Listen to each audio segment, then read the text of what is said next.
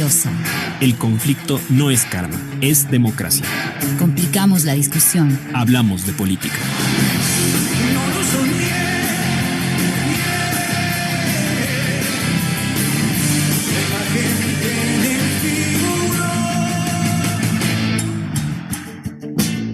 Radio Pichincha. Hola con todas, con todos, bienvenidos nuevamente a Frente Radiosa, un espacio que, como lo decimos semana tras semana, está comprometido con debatir y sobre todo agitar la política. Soy Isabel Díaz y esta tarde los acompañaré en la conducción del programa. Aprovecho para recordarles que estamos en vivo a través del dial de Radio Pichincha, 95.3 de FM y 94.5 para el noroccidente de la provincia.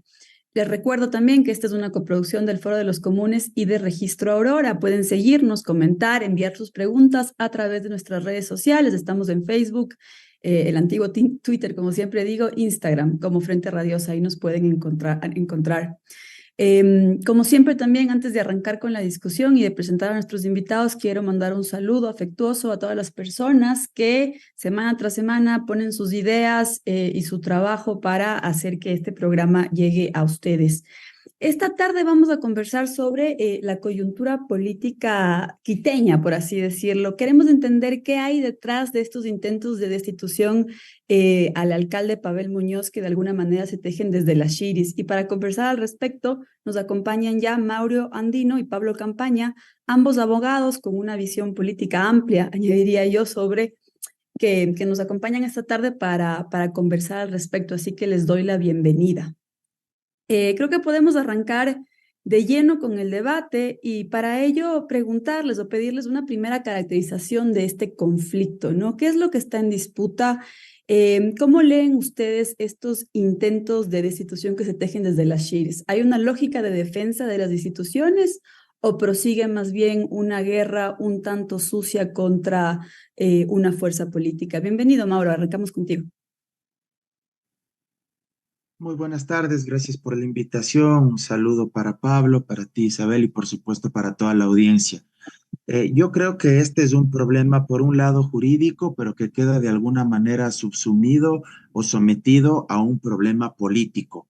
Y en un inicio quiere revestirse por parte de los impulsores de este proceso de destitución, de esta denuncia por el supuesto cometimiento de una infracción electoral en contra del alcalde de Quito, Pavel Muñoz, quiere revestirse, digo yo, de un aparente mantra o retórica jurídica para tratar de legitimarlo institucionalmente, pero me parece que en el fondo esto evidentemente se trata de un problema político, más allá de la invocación de una infracción prevista en el artículo 279, numeral 3, me parece, del Código de la Democracia, que se habla de una supuesta inducción al voto en el ejercicio de las funciones por parte de una autoridad de elección popular o por parte de un servidor público en términos generales.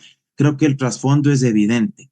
Un repudio a la misma democracia en el sentido de que solo me es útil cuando ganan mis opciones o mis preferencias electorales, pero esa misma democracia es denostada o es repudiada cuando no ganan las opciones que yo apoyaba o que yo pretendía que ejerzan el poder. La democracia en este sentido pierde toda validez, hay un vaciamiento de la misma, ni siquiera se la respeta en un sentido estrictamente formal, como un conjunto de reglas y procedimientos básicos mínimos que nos permiten elegir entre opciones diversas y que nos permite a su vez procesar las disidencias y los conflictos como una caja de herramientas para que, en vez de que el más fuerte o el más violento se imponga y ejerce el poder de la comunidad, sea quien goce de legitimidad a través de la voluntad mayoritaria de quienes acuden a las urnas a sufragar, en este caso, el pueblo soberano de Quito. Pero me parece que esto, que es algo tan elemental en términos formales, ni siquiera estoy hablando de la democracia desde una perspectiva sustancial, sino meramente procedimental, ni siquiera esto que es tan básico me parece que es respetado por quienes están impulsando el proceso de destitución en contra del alcalde de Quito. Y creo evidentemente que el alcalde de Quito no solo goza de legitimidad de origen, porque ganó su cargo en un proceso democrático, reñido, disputado, sin duda alguna, pero al fin y al cabo ganó respetando esas reglas y sometiéndose al juego institucional, pero de otra parte también goza de legitimidad en el ejercicio de las funciones en virtud de los últimos números o encuestas de opinión pública que han sido divulgadas por distintas empresas que dan cuenta de la confianza y de los niveles de credibilidad que han ido en aumento a favor de la gestión del alcalde Pavel Muñoz. Y creo que esto también es muy importante. Legitimidad de origen y legitimidad en el ejercicio del cargo. Y creo que esto es fundamental para defender no a una persona, sino para defender el sistema democrático, yo diría no solo de la capital de la República, sino del Ecuador, porque esto de destituir alcaldes porque no me gustan o no me caen bien, me parece que se está volviendo una costumbre malsana. Antes fue el alcalde de Quito, Jorge Yunda, quien fue removido del cargo, pero no precisamente por una causal que todos pudiéramos creer que era la razón por la cual fue removido, aparentes actos de corrupción, sino que fue removido por no haber viabilizado, entre comillas, o por no haber cumplido aparentemente la convocatoria a una asamblea ciudadana, en la práctica por haber violentado ciertas responsabilidades u obligaciones en materia de participación ciudadana. Eso fue la razón fundamental por la cual se le removió del cargo a Jorge Yunda. Y ahora parecería que se quiere replicar bajo otros parámetros o bajo otras supuestas salidas jurídicas la destitución de otro alcalde que no es del agrado de ciertas élites acá en la capital y que quieren, reitero, dar un ventanazo y un golpe en contra del sistema democrático del país. Fundamental esto que nos comentas, Mauro, muchas gracias. Has situado varias ideas sobre las que seguro seguiremos conversando a lo largo del programa. Interesante también esto que mencionabas sobre la legitimidad de origen del alcalde, pero también en el ejercicio, ¿no? Y cómo frente a esta figura, a esta fuerza política, se comienzan a tejer este tipo de jugarretas embestidas legalmente, pero que finalmente tienen, valga la redundancia, un fin político en sí mismo. Pero no solo contra una fuerza política, no solo contra el alcalde electo Pavel Muñoz, sino, como tú bien lo decías, contra el principio más básico de la democracia, como es el voto, ¿no? Y con esto darte el paso, Pablo, bienvenido, gracias por acompañarnos. Quisiera también escuchar tu lectura sobre cómo entender, en los términos más amplios posibles, esto que está en disputa o que se cierne tras los intentos de destitución al actual alcalde de Quito. Bienvenido. Tu micrófono, por favor. Isabel, muchas gracias. Mauro, saludos. Bueno, primero me presento también, sobre todo me siento historiador porque mi doctorado es en historia, pero sí, efectivamente no Ok, soy abogado. disculpa, me habían pasado el dato que eras abogado, pero aún No, mejor, sí, una perspectiva más sí, amplia. sí, y, no, y soy abogado, pero mis estudios de maestría y doctorado son historia. Y nada, o sea, a ver, por un lado, sí, o sea, digamos, estamos de acuerdo en la premisa de que hay un impulso político en que, en que, en esta acción que busca defenestrar al alcalde de Quito. Ahora, ¿cuál es la naturaleza de ese impulso político? Entonces, de ahí, yo quisiera descentralizarle a la Shiris, o sea, no estaría de acuerdo en que la Shiris, porque la Shiris además como es una avenida muy central, donde pasa mucha gente y no solamente de una clase eh, acomodada de Quito. Digamos, me acuerdo que el 2005, cuando se derrocó a Lucio Gutiérrez, la Chile era un lugar importante, donde había gente de seguramente cierta clase social, pero también muy diverso. De hecho, Pavel Muñoz en sus entrevistas cuenta que él también fue parte del tema del movimiento de los forajidos que tuvo su sede en las Chilis. Entonces, y con esto no es solamente un comentario, digamos, eh, caprichoso, sino como, quiero decir, como hay una derecha quiteña, yo creo que esa derecha quiteña es variada. Esa es una idea central. Eh, Leía a Pablo Estafonias en la revista Nueva Sociedad analizando lo de Milei y Anónimo. él daba cuenta de cómo la gente que respalda a Milei es de todas las clases sociales, ¿no? Ujú. La derecha quiteña creo que tiene, es variada, obviamente tiene una gran fuerza en la clase más acomodada de Quito, pero reúne distintas expresiones. Y yo creo que aquí un elemento clave es el fanatismo. Entonces, ¿cómo entender el fanatismo que no solamente está en la derecha, sino también en la izquierda, digamos? Y ese fanatismo como que deniega la condición, por ejemplo, en este caso, yo creo que hay un fuerte fanatismo contra la revolución ciudadana en concreto. Y hay una parte de la sociedad que piensa que los actores políticos de este movimiento no tienen los derechos a ser elegidos por una serie de razones, perspectivas sobre el pasado. Y ese es un problema porque es como que una anulación de su condición humana y con su condición política dentro de la comunidad política. Entonces, yo creo que viene desde este impulso muy radicalizado esa idea. Y esta idea de destituir al alcalde. Luego hay un elemento jurídico que podemos analizar. Yo no creo que lo jurídico se subsume a lo político, sino que están como los dos al mismo tiempo actuando. Y yo creo que esa es una razón por la cual el alcalde Pavel Muñoz justamente puede salir bien librado de esto, porque hay elementos jurídicos eh, para que él pueda terminar su mandato tranquilamente, como fue establecido en un inicio. Pero digamos que estos serían los dos primeros elementos que pongo en el debate, que son la idea de que hay una derecha, efectivamente, que tiene cierto nivel de fanatismo, que es muy variada esta derecha, y que al mismo tiempo hay un elemento político y un elemento jurídico jugando al mismo tiempo. Eso sería una primera pincelada del escenario.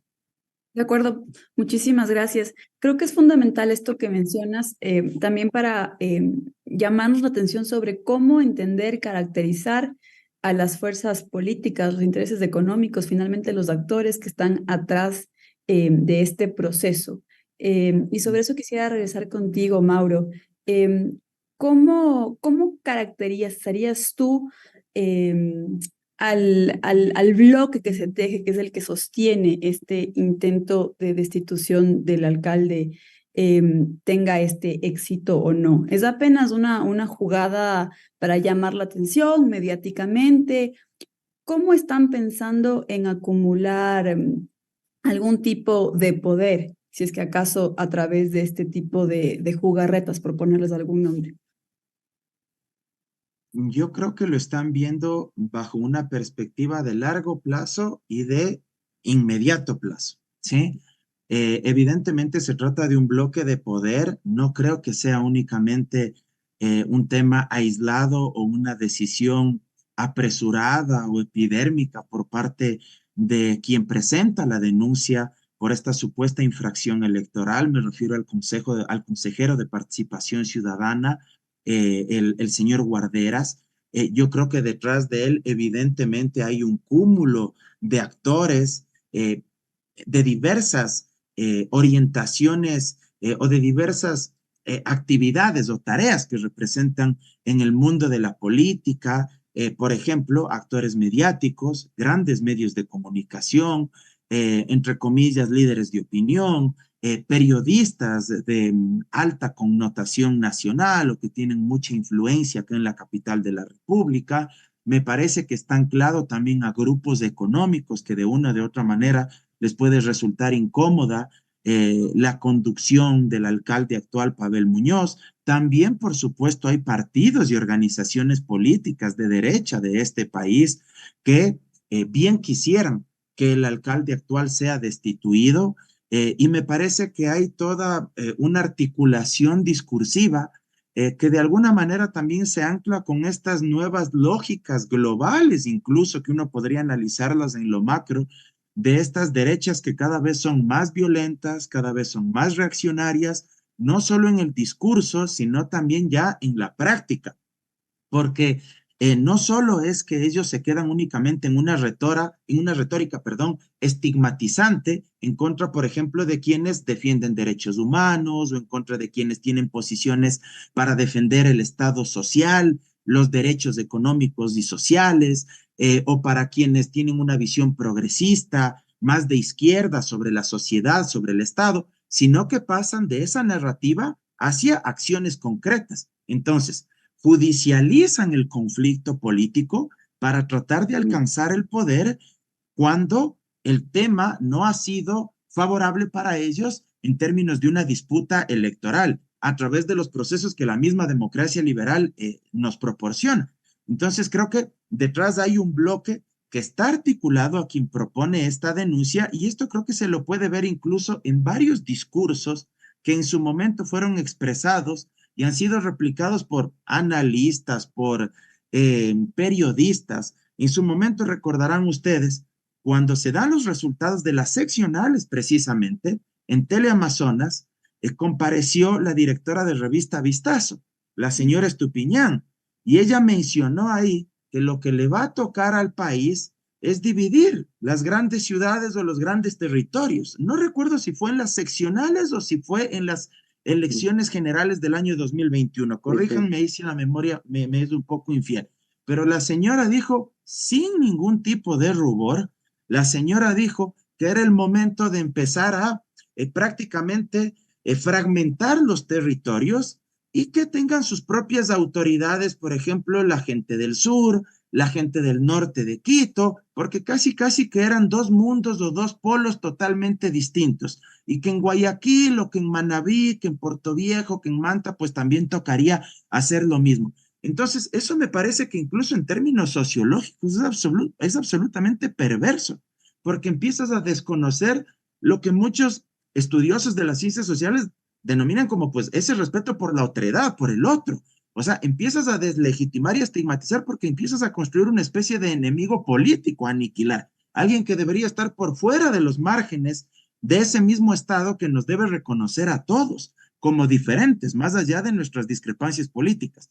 Y hace no mucho, en el programa de Jorge Ortiz, en Radio FM Mundo, un colega de Pablo, el historiador Gonzalo Ortiz Crespo, me parece, señaló, por ejemplo, que había que eliminar las circunscripciones electorales porque eso hacía que igual, que la gente del sur, por ejemplo, le otorgue ciertos resultados políticos que son más beneficiosos a una determinada fuerza política, en este caso la Revolución Ciudadana, o en Guayaquil y Guayas lo mismo, o en Manabí, o así en distintos territorios del país. Entonces, creo que es un discurso profundamente violento, estigmatizante, y que lo que busca, reitero, es sacar por fuera de los márgenes a quienes ellos consideran malos o son los enemigos de lo que ellos conciben como democracia, como comunidad política, y empezar a construir casi que una especie de guetos donde ellos tengan mayoría y donde se elijan los modelos de Estado, de sociedad, económicos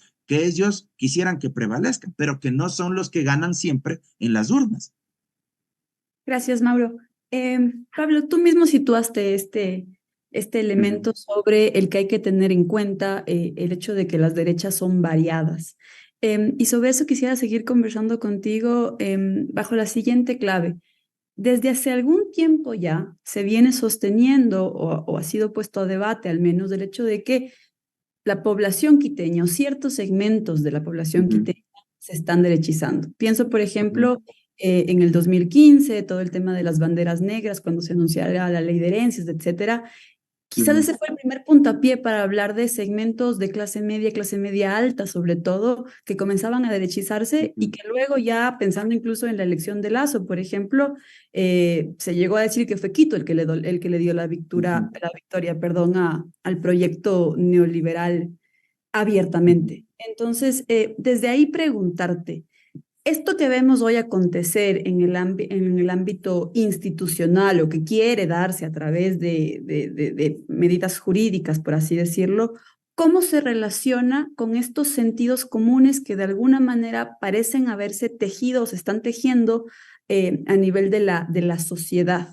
Para también ahí un poco diferenciar, complejizar nuestra lectura de las derechas. Por un lado están los actores, están guarderas, esta lectura, como bien decía Mauro, a corto y a largo plazo, pero también cómo entender esto desde la base social, desde la ciudadanía, por así decirlo.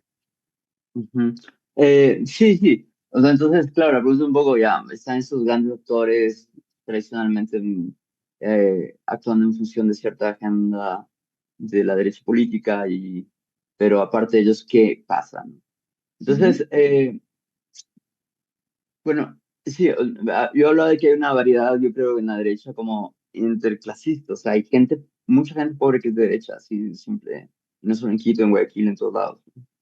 Entonces, pero también creo que la derecha es variada en el sentido de que hay mucha derecha que está por fuera del fanatismo.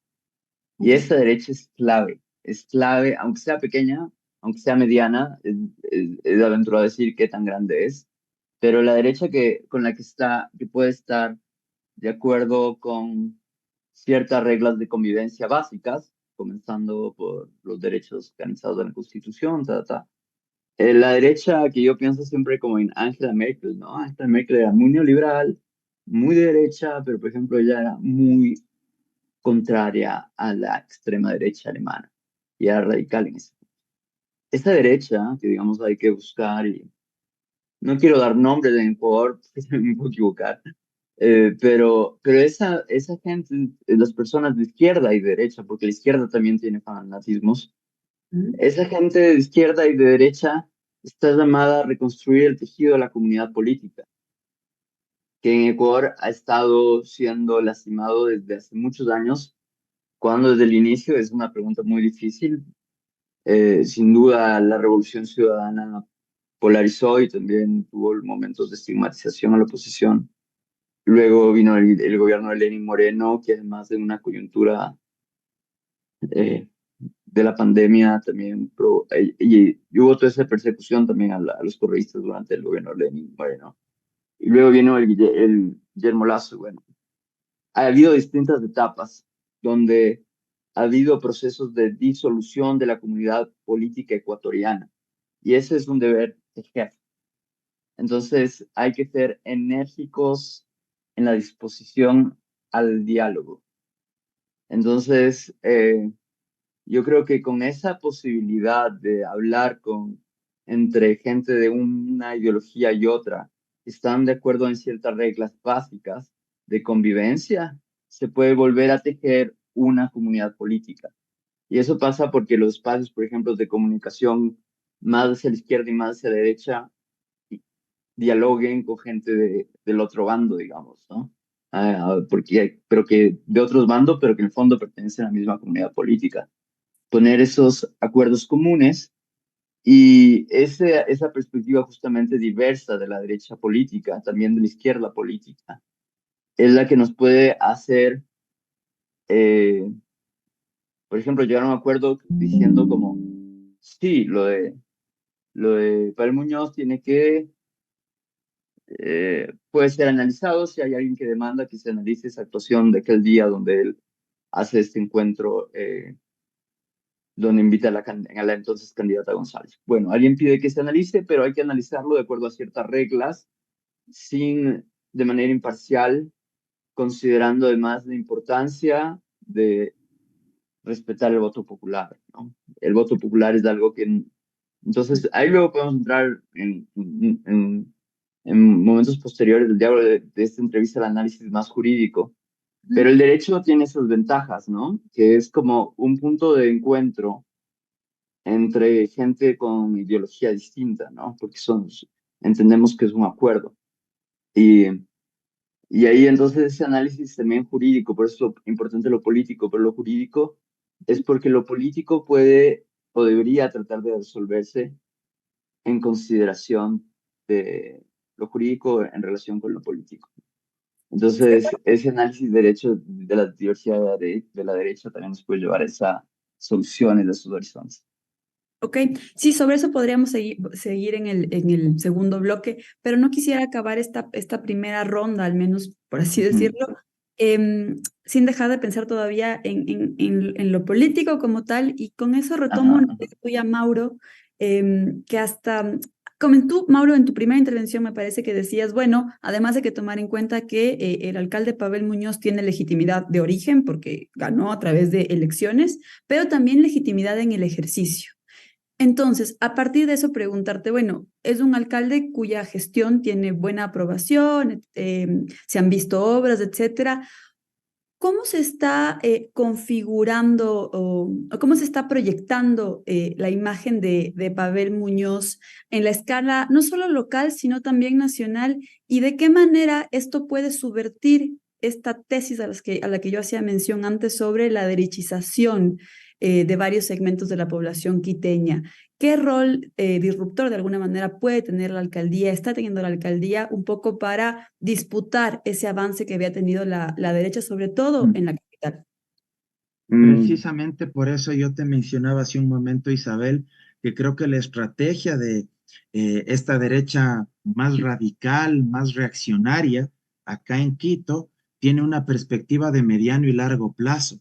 En el mediano plazo, tomarse la alcaldía por la ventana y asumir el control, la conducción de la capital en términos de gestión, en términos de grupos económicos que al final del día son agentes que les interesa el Estado siempre y cuando ellos sean los proveedores del mismo, los contratistas de ese Estado que tantas veces critican, quienes ganen los concursos donde hay millones de dólares en juego.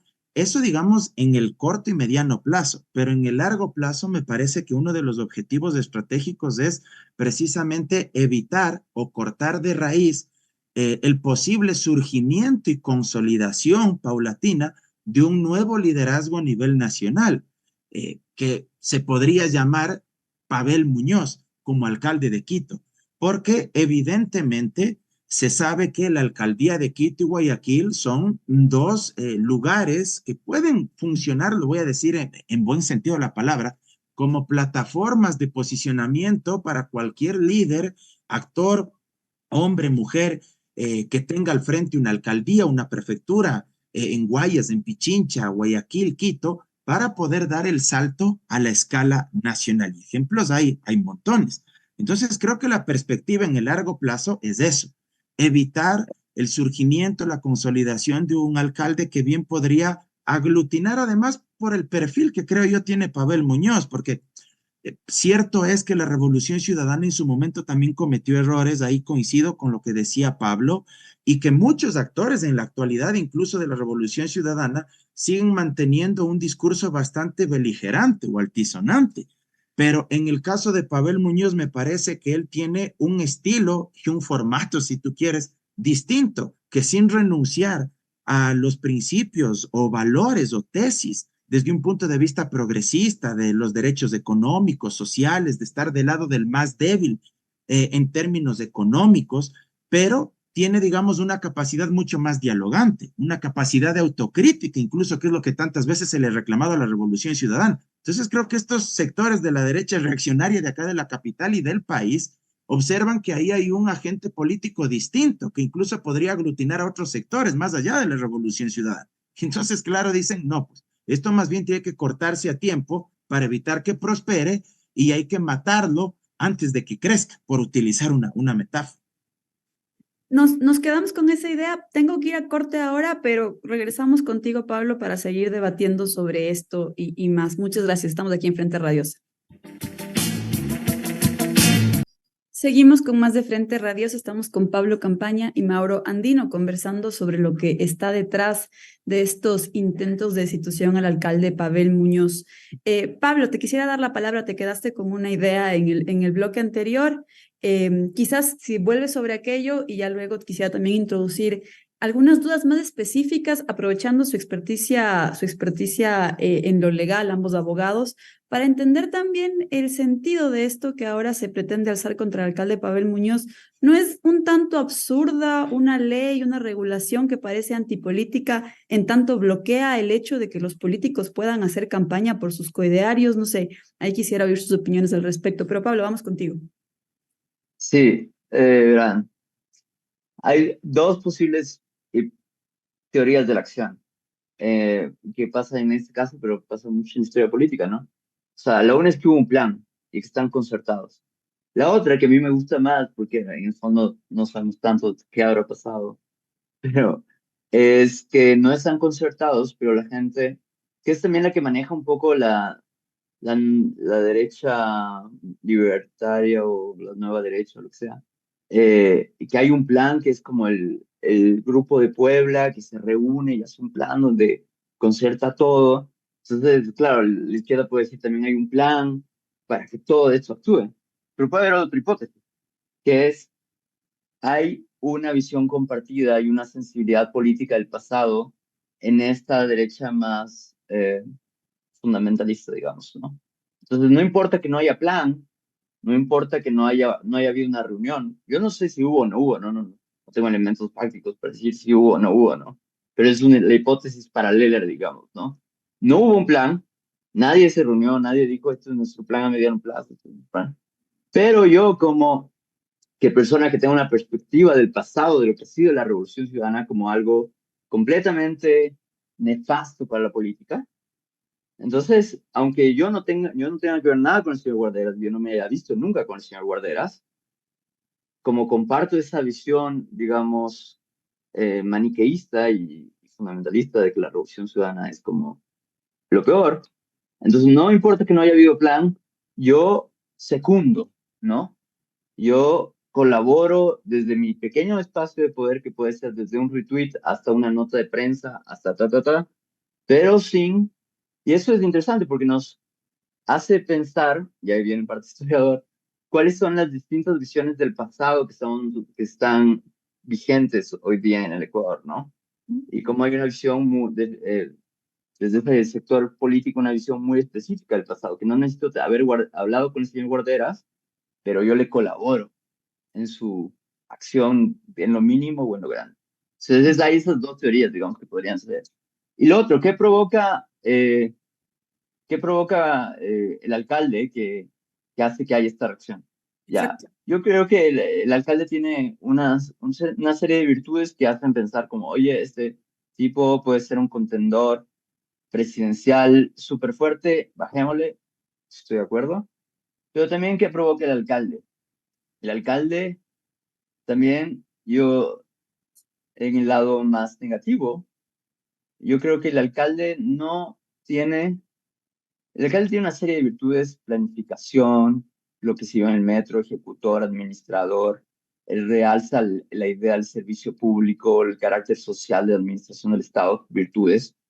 Pero creo que el alcalde tiene una cosa que venía de la Revolución Ciudadana de antes, que es que tiene una perspectiva centralista de la toma de decisiones. O sea, como yo soy el administrador, yo soy el señor, antes Cenecit, ahora planificador de la ciudad, y no es una estructura demasiado dialogante con los múltiples actores que tiene Quito y que le van a ofrecer una crítica dura a lo que él hace, pero no necesariamente son antagonistas, ¿no?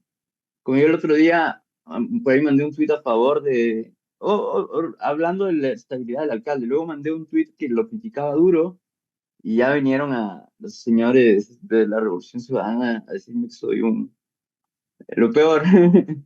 Y entonces, pero creo que Quito es más grande, o sea, él, digamos, aparte de esas virtudes, para verlo más complejamente, creo que hay sectores que les interesa la ciudad, que no ven que necesariamente el alcalde se conecte con esta ciudad enorme que tiene multiplicidad de actores, que es Quito. Entonces,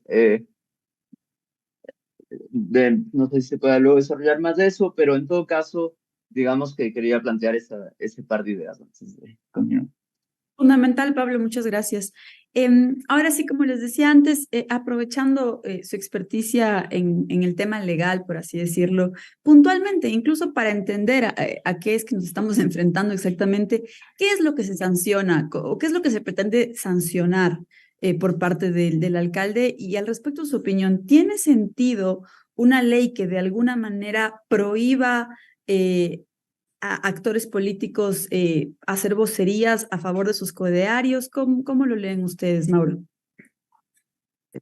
No quisiera dejar de mencionar algo que acabó de señalar Pablo y que me parece súper importante y creo que incluso para abonar a la reflexión y para que tengamos, eh, si cabe la expresión, una mejor conducción todavía de la ciudad, creo que sí es importante incorporar, tratar de viabilizar mayores mecanismos de democracia deliberativa, que permitan construir un modelo de gestión que sea mucho más horizontal, no tan tecnocrático. En estas cuestiones que reflexionaba Pablo, me parece que coincido plenamente.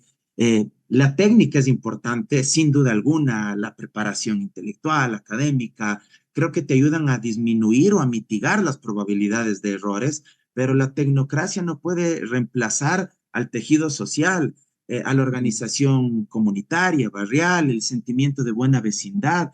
Creo que eso es muy importante construir, mucho más en contextos de alta polarización, y creo que eso los gobiernos locales sí lo pueden hacer y están en la obligación de intentarlo. Comprendo que Quito es muy complejo porque, como muchas veces se ha dicho, gobernar Quito es casi como ser presidente de la República, pero creo que hay que intentar hacerlo para, repito, democratizar precisamente la toma de decisiones y sobre todo que los distintos agentes, organizaciones sociales, sientan que al menos son escuchados y que son sujetos políticos equivalentes, que son sujetos políticos iguales y que Es algo de también lo que siempre ha pecado la Revolución Ciudadana, ¿no? y porque, a ver, si es que uno recuerda lo que en su momento pasó con la Revolución Ciudadana, el presidente Correa, cuando a alguien le criticaba alguna política pública, primero decía, bueno, ganen las elecciones para que ustedes gobiernen, lo cual evidentemente en términos democráticos no es adecuado y no era adecuado. Y de otra parte, cuando él a veces anteponía en muchas ocasiones la tecnocracia a la toma de decisiones. Podríamos analizar, no viene al caso, pero solo a modo de paréntesis, la misma política pública del examen de ingreso para la universidad pública. O sea, desde el punto de vista estrictamente tecnocrático, uno podría decir, sí, tiene sentido desde el punto de vista que los mejores o de la meritocracia, que también es un mito, ¿no? Pero desde el punto de vista de la meritocracia, entonces que se acceda a la universidad pública, pero si es que no es un proceso dialogado, discutido, y si es que los sectores populares no son escuchados, evidentemente también se empieza a construir ese sentimiento de frustración, de ira, que es producto de ese desplazamiento por parte de los tecnócratas, pues porque es como que la gente, el ciudadano de a pie se siente hecho de menos, como que le están menospreciando en sus demandas y exigencias porque no es el gran tecnócrata graduado en una universidad de prestigio o como alto ejecutivo o gerente de una empresa pública o de una institución de gobierno. Entonces creo que sí es muy importante y no quería dejar de mencionar pues esto que mencionaba Pablo y ojalá estos elementos puedan irse profundizando y aterrizando ya en la práctica con Pavel como alcalde de Quito. Luego ya en estricto sentido jurídico, yo creo que Isabel la pregunta, permíteme darle la vuelta, no es si es que está mal que una ley prohíba que un servidor público o que un actor de elección popular tenga una posición política, porque ojo, ni la ley lo prohíbe, ni la Constitución. Lo que está prohibido por las leyes de la República es que en el ejercicio del cargo, como servidor público de nombramiento, de contrato o servidor público de elección popular, tú utilices, por ejemplo, recursos públicos o tú, por ejemplo, induzcas mientras estás en el ejercicio del cargo en tu horario de trabajo, tú hagas proselitismo político, tú hagas campaña electoral, tú utilices el vehículo institucional para ir a los barrios y pedir el voto por una opción política.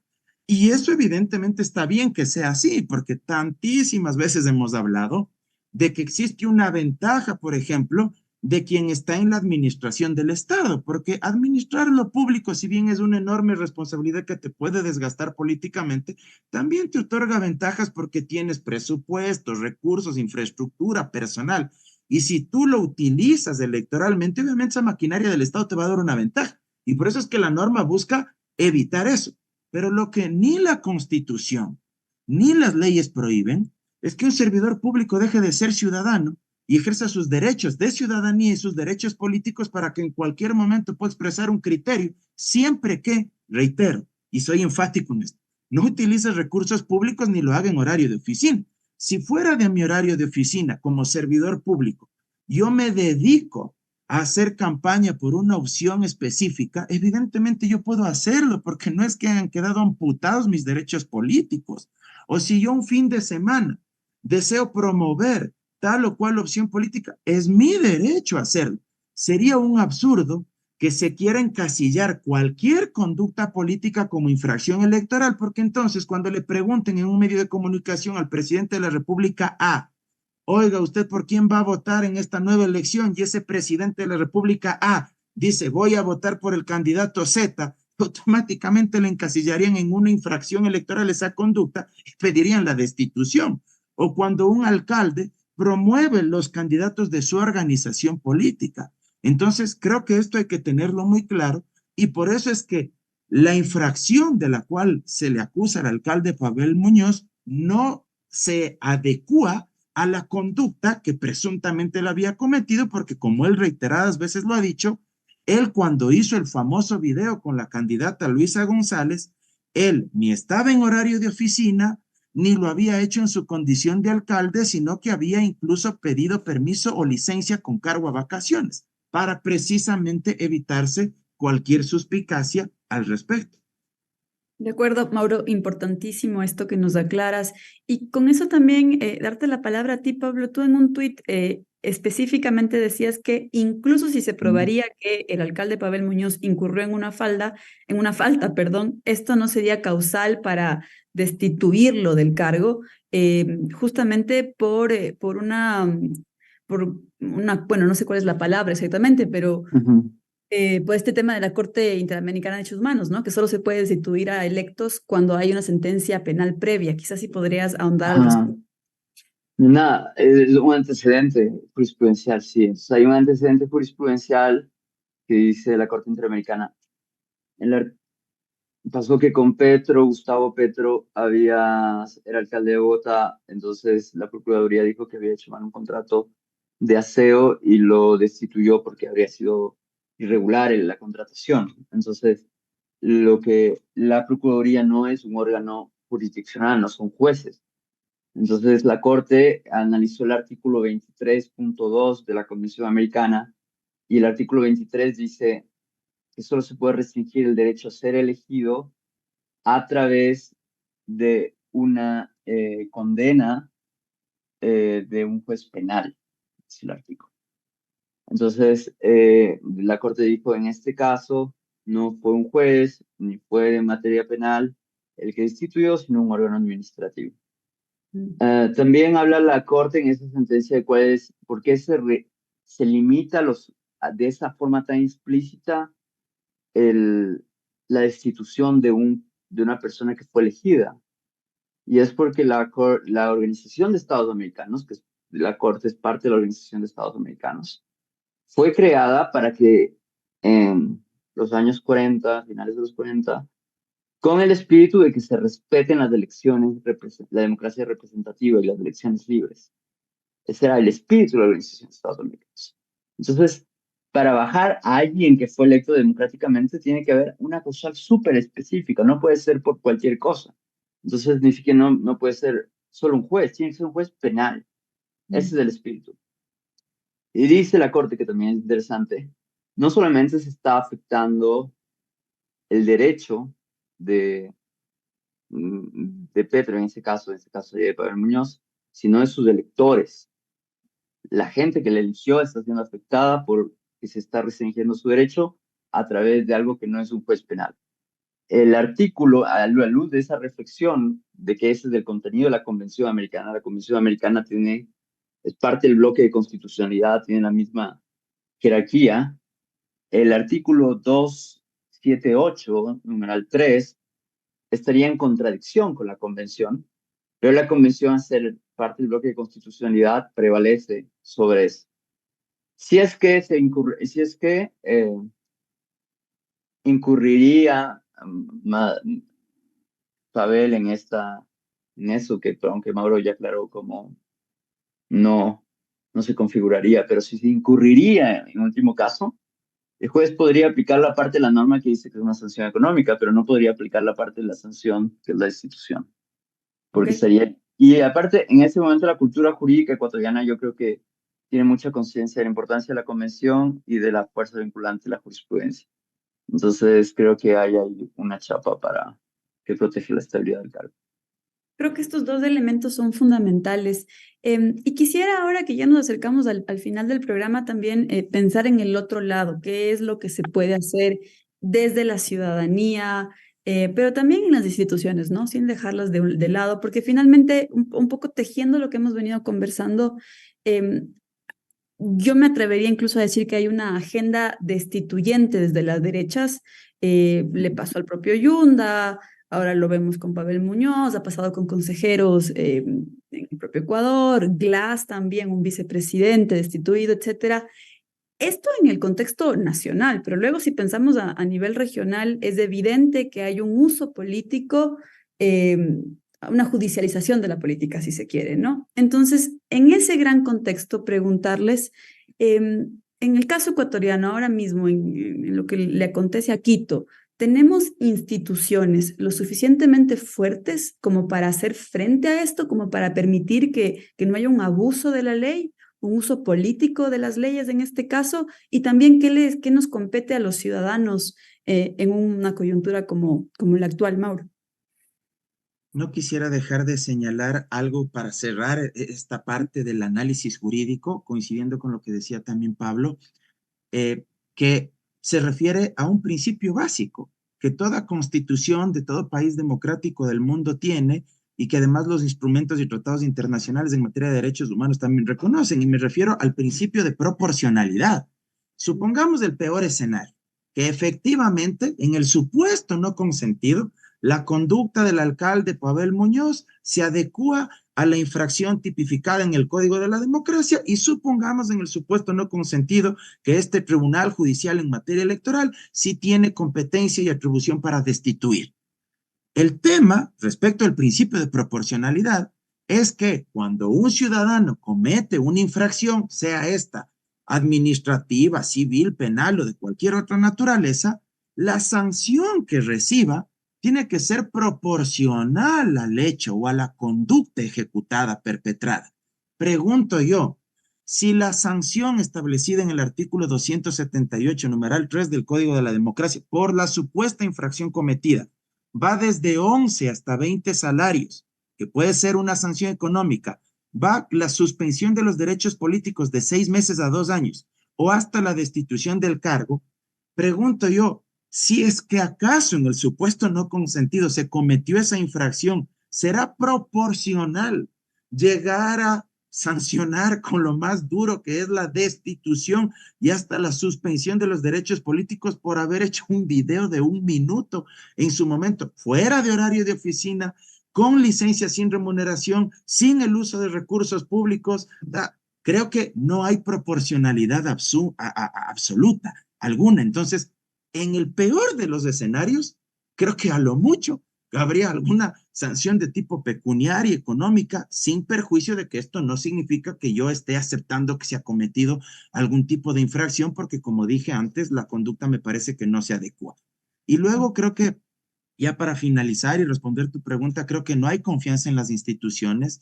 El Tribunal Contencioso Electoral lamentablemente certifica aquello porque además que están prorrogados en sus funciones, al igual que el Consejo Nacional Electoral ya desde hace harto tiempo, y no se ha hecho la renovación parcial. De hecho, ya en este momento ni siquiera cabe solo la renovación parcial, cabe ya la renovación total de ambos órganos electorales, de la función electoral, tanto del CNE como del Tribunal Contencioso Electoral. Y no hay confianza porque además han emitido una serie de fallos, no diría únicamente polémicos, sino incluso repudiables. Nuevamente retomo el caso del exalcalde Jorge Yunda. Nos pudo haber gustado para bien o para mal, o pudimos haber tenido críticas a su gestión, pero fíjate que a él le suspenden los derechos políticos luego de haber resuelto el mismo tribunal 3 denuncias por la misma infracción electoral. Y de las 3 denuncias, en las 2 previas le absolvieron. Y luego el mismo tribunal, con otros jueces, porque hubo recusaciones, etcétera, por la misma infracción que en las 2 denuncias previas de ese tribunal lo había absuelto, terminan por declararlo culpable y le suspenden los derechos políticos. Entonces, digamos, ese solo es un ejemplo de a dónde puede llegar una institución que no actúa en derecho, sino que más bien termina por actuar bajo presiones mediáticas o políticas.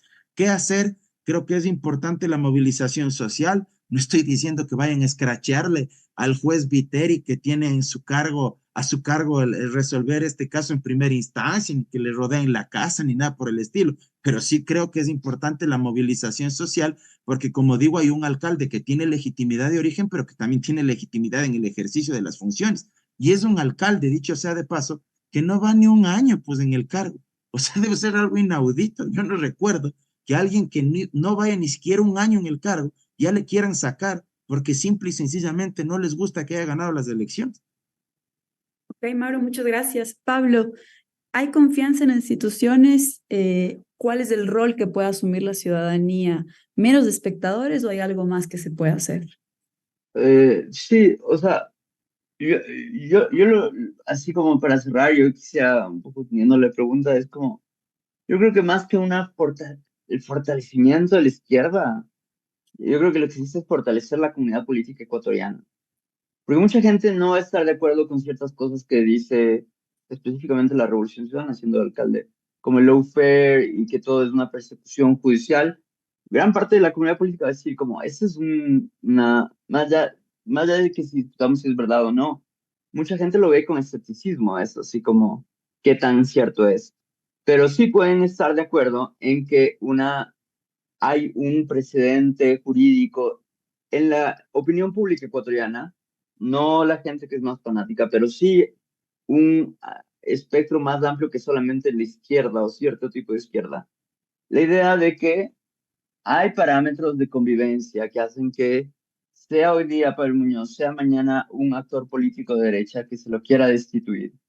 Tienen que ser bajo parámetros claros y destituir a una autoridad que fue electa por la mayoría es delicado y que por tanto hay que cumplir un requisito muy exigente que además es claro.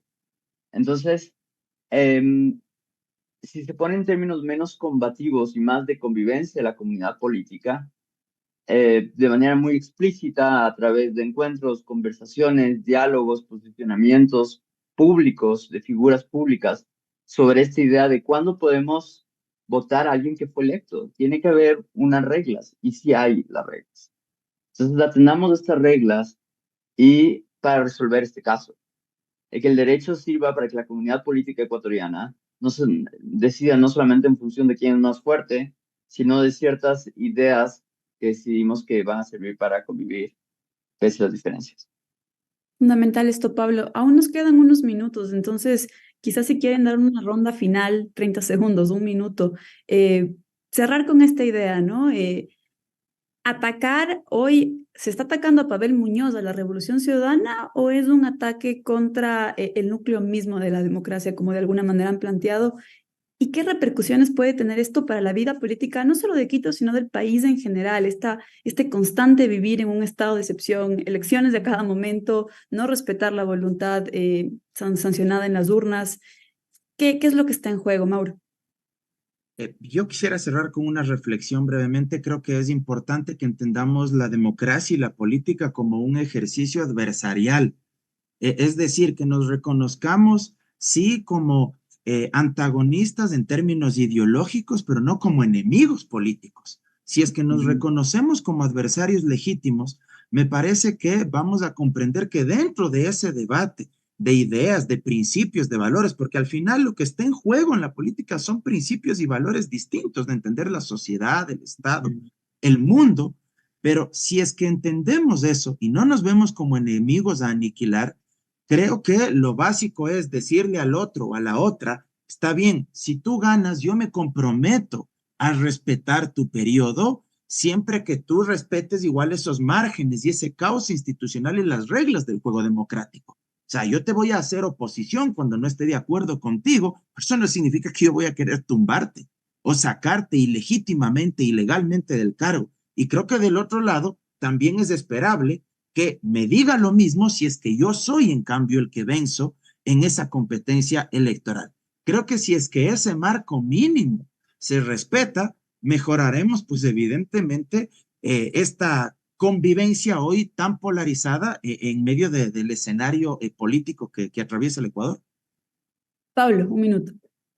Eh, Más allá de lo urgente, sino quizá lo importante, Creo que en la cancha de la izquierda hay un deber indispensable de salirse de esa idea rosa de lo que fueron los 10 años de la Revolución Ciudadana.